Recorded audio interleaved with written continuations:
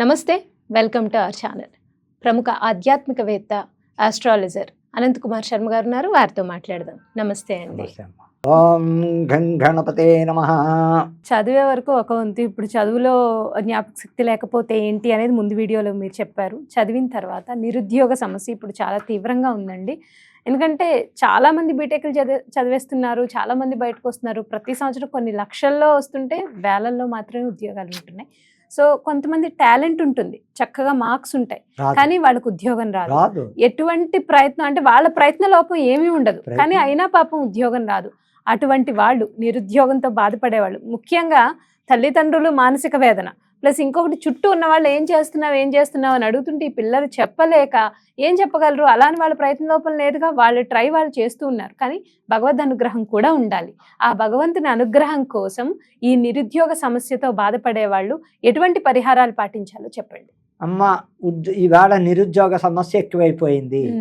ఏమిటయ్యా అంటే, నేను లైవ్లోకి వెళ్ళిపోతున్నాను, ఇంకా ఆపను. బాగా కమర్షియల్ చేశారు ఉద్యోగాలు, లంచం. గవర్నమెంట్ కోటా కరెక్టే అంటున్నాడు. గవర్నమెంట్లో మీరు సెలెక్ట్ అవుతేనే జాబ్ అని చెప్తున్నారు పబ్లిక్కి, కానీ అది ప్రకటించేసరికే కొన్ని వందల మందికి బ్లాక్లో ఉద్యోగాలు సెట్ అయిపోతున్నాయి. ఎలా అవుతున్నాయి ఉద్యోగాలు? ఏమైపోయి నువ్వు ఇచ్చిన పోస్టులకి ఇంతమంది, ఇన్ని లక్షల మంది రాశారు, కష్టపడ్డ వాడికి ఉద్యోగం లేదని అడిగారమ్మా మీరు. ఎందుకు వస్తుందమ్మా? ఏమీ లేనివాడు జస్ట్ నామకాహ పెడతాడు, చక్కగా ఏదో రాసేస్తాడు, వస్తాడు, వాడికి రెడీగా ఉంటుంది అక్కడ ఉద్యోగం. వాడికి తెలుసు నాకు ఉద్యోగం ఉంది, వెళ్ళాలి, కాబట్టి వెళ్ళాలి, నేను రాయాలి, రాస్తాడు చక్కగా. వాడికి నిజంగా కష్టపడి అహోరాత్రులు కోచింగులకు వెళ్ళి పాప ఆన్లైన్ కోచింగులు చూసుకుంటూ కష్టపడి రాసిన వాళ్ళకి అందులో చక్కగా సెలెక్ట్ అయిన జాబులు. రాత్రి లంచగొండితనం ఎక్కువైందమ్మా. లేదని వీడు అబద్ధాలు ఆడుతున్నారు. ఏమి చదవని వాడికి అంత పవర్ఫుల్ ఉద్యోగం ఎక్కడి నుంచి వచ్చిందమ్మా? కలెక్టర్లు అవ్వచ్చు, ఎవరైనా అవ్వచ్చు, ఎక్కడి నుంచి వచ్చేస్తున్నాయి? ఏమీ లేను. అంత అహోరాత్రులు కష్టపడి కోచింగులకు వెళ్ళి ఇంత కష్టపడ్డ వాళ్ళకి ఉద్యోగం లేదంటే అర్థం చేసుకోమన్నా.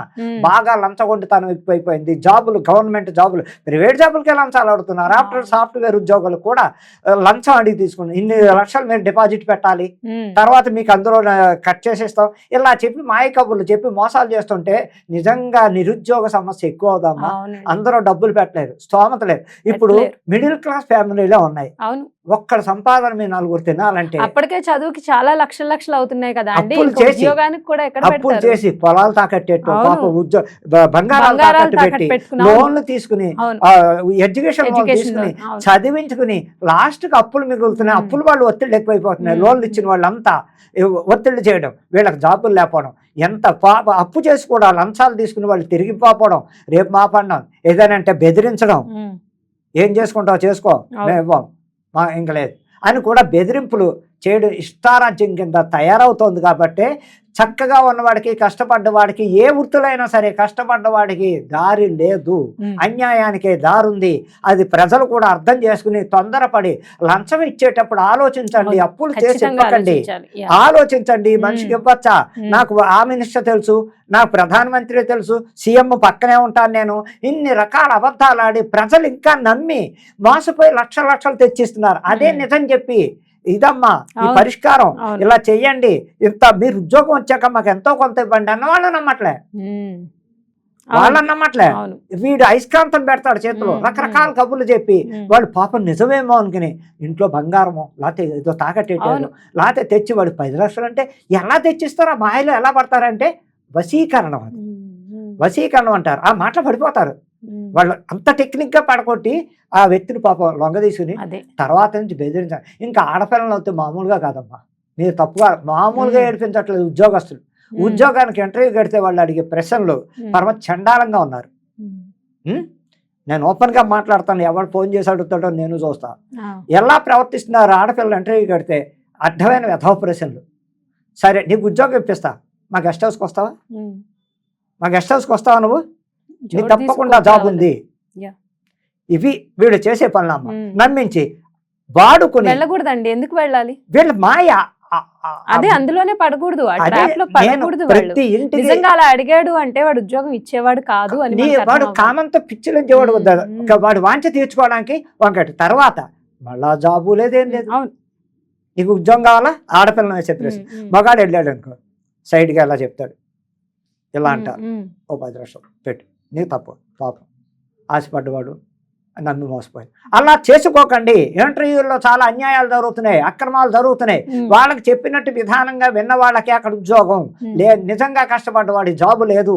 ఆలోచించండి. ఈ ఉద్యోగాల దగ్గర కూడా మోసపోకండి, అప్పులు తెచ్చి పెట్టకండి. దైవం ఉందా, దైవాన్ని నమ్మండి. విపరీతంగా ఈ ఉద్యోగాలు రావడం కోసం కూడా దైవానికి ముడుపులు ఉన్నాయి. చెప్పండి, అవి ఆ ముడుపులు పెట్టుకోండి. ఏ దేవుణ్ణి ఆరాధిస్తే ఆ ముడుపు పెట్టుకుని ఉద్యోగం రావడం కోసం చేస్తే బాగుంటుంది అంటే దక్షిణామూర్తికి ఎంత చేసినా. అలాగే శివపార్వతులిద్దరిని ప్రతి అమావాస్య, ప్రతి సోమవారం నాడు, ప్రతి మాస శివరాత్రి నాడు చక్కగా వాళ్ళని ఆరాధించండి. ఈ శివపార్వతులకు మొక్కు పెట్టండి. ఎలాగయ్యా అంటే ఇప్పుడు శివపార్వతులు ఉన్నారు, వాళ్ళకు ముడుపు ఏమిటయ్యా అంటే చక్కటి పరిష్కారం. ఈ ఆయనకి ఇష్టమైంది ఓం మహిం బియ్యం మూట కట్టడం శివపార్వతులకి. చక్కటి బియ్యం, ఒక తెల్ల పంచిలో బియ్యం మూట, తెల్ల బట్టలు, తెల్ల బ్లౌజ్ అని తెల్ల మూట కట్టడం, చక్కగా చిటికెడు పసుపు వేయడం, అందులో రూపాయికి ఆయన వేసి శివపార్వతుల ఫోటో దగ్గర లేకపోతే శివాలయానికి వెళ్ళి శివాలయంలో కట్టుకునేది ఉంటే కడతారు చాలా మంది చెట్లకి. ఏవో రూపేణ మనసులో ఏదో ఒక రెమెడీ ఉంటుంది. ఇది ఏమిటయ్యా అంటే శివపార్వతులు నమ్ముకుని ఆ ముడుపు పెట్టుకుని మళ్ళా సోమవారం నాడు నేను ఈ వండుకు తింటా స్వామి, నేను వండుకు తింటా, నాకు ఇలా కొన్ని రోజులు చేసుకుంటా, కొన్ని వారాలు అనుకోవాలండి, కొన్ని వారాలు నీ కోసం, ఓ 10 వారాలు 12 వారాలు నీ కోసం మొక్కు. చక్కగా ప్రతి సోమవారం వచ్చి నీకు అభిషేకం చేయించుకున్నాం, లేకపోతే దర్శనమే చేసుకుంటా. ఇలా బియ్యం కట్టుకుని మీ పార్వతి శివపార్వతుల్ని తలుచుకుని నేను ఆ బియ్యం ఇంటిలో పాదు వండుకు తిని చక్కగా చేసుకున్నాను. అయ్యో లక్షణం పులిహార చేసి అదే గుళ్ళో చక్కగా పట్టుకెళ్ళి అందరికీ మన చేతితోటి ఒక గిన్నెలో పెట్టుకుని గరిటె ప్రసాదాలు ఒక కప్పులో వేసి చక్కగా డొప్పల్లో పెట్టి అలా ఇప్పటి వల్ల కూడా ఆ మొక్కులు తీర్చుకోవడం వల్ల కూడా ఎంతో ప్రసిద్ధి ఉంది, ఎంతో పవర్ ఉందమ్మా. అలా అదొకటి. ఇంకాకపోతే గణపతికి కూడా ముడుపుంది. ఏమిటయ్యా అంటే ఇలాగే బియ్యం పసుపు బట్టలు, బియ్యం మూట కట్టడం, ఇలాగే ఈ ఇంకా పసుపు బట్టలు బియ్యం పోయడం, చక్కగా 1/2 కేజీ చిటికెడు పసుపు వేయడం, రూపాయికాయను వేయడం, మూట కట్టేసి పెడితే వినాయకుడి గుళ్ళో కాదు, వర్షాలకి దీనికి తడిసిపోతున్నాను వినాయకుడి ఫోటో దగ్గర పెట్టేసుకోవడం. మళ్ళా సంకష్ట చతుర్దశి కానీ బుధవారం నాడు కానీ, బుధవారాలు మొక్కెట్టుకుందాం. ఇన్ని బుధవారాలు స్వామి, ఓ 9 బుధవారాలు నీకోసం నేను మొక్కు. ప్రతి బుధవారం నీకు వచ్చి 9 ప్రశ్నలు చేసుకుంటా, నీ దర్శనం చేసుకుంటా, నీకు గరిక బెల్లం నీకు సమర్పిస్తా. ఈ బియ్యం బుధవారం మార్చి మేము వండుకు తింటాం. ఉండ్రాళ్ళు చేసి ఆ బియ్యాన్ని మరపట్టించుకుని చక్కగా నూక చేసుకుని ఉండ్రాళ్ళు చేసి నీకు నివేదనగా ఇచ్చి ముందో 2 పేరెంటాళ్ళకో 2 భక్తులకో నీకు నివేదన తాంబూలంలో పెట్టి అప్పుడు మేము స్వీకరిస్తాం. అలా చేసినా కూడా మా ఉద్యోగ ప్రాప్తి తప్పకుండా కలిగి తీరుతుందని నేను ఖచ్చితంగా చెప్తున్నాను. ఇలా చేసుకోండి. నమ్మక ద్రోహాలు జరుగుతున్నాయి, ఉద్యోగాల్లో నమ్మక ద్రోహాలు జరుగుతున్నాయి. ఆడపిల్లల్ని ఫస్ట్ నేను చెప్పే ఆడపిల్లలకి తొందరపాటు ఎక్కువైపోతుంది, ఫాస్ట్ అయిపోతున్నారు. వెంటనే చెప్పిన మాట తల్లిదండ్రులు చెప్పిన ఎవరు విన్నా అది అర్థం చేసుకోండి. నమ్మక ద్రోహాలు ఈ ప్రేమ వివాహాల్లో కూడా చాలా తప్పుడు అడుగులు వేస్తున్నారు. అర్థం చేసుకోండి, నమ్మిపోకండి. వారంలోనే నమ్మకండి, నెలలోనే నమ్మకండి, బ్యాక్గ్రౌండ్ చూడండి, అర్థం చేసుకోండి. ఉద్యోగాల్లో ఇంకా ఆలోచించి స్టెప్ అయ్యండి. నిజంగా వస్తుందా రాదా, ఎందుకు మనకు అవసరమా? దైవం ఉంది, దైవాన్నే నమ్ముకుందాం, ఆ వినాయకుడిని చేసుకుందాం. అలా సింపుల్ రెమెడీస్ తో చాలా చక్కగా ఈశ్వరుడికి ముడుపు కట్టమని, అలాగే గణపతికి ముడుపు కడితే ఖచ్చితంగా ఇన్ని వారాలను పెట్టుకుని నమ్మకంతో చేస్తే ఉద్యోగం వస్తుంది అనేది చాలా చక్కగా వివరించారండి. ధన్యవాదాలు.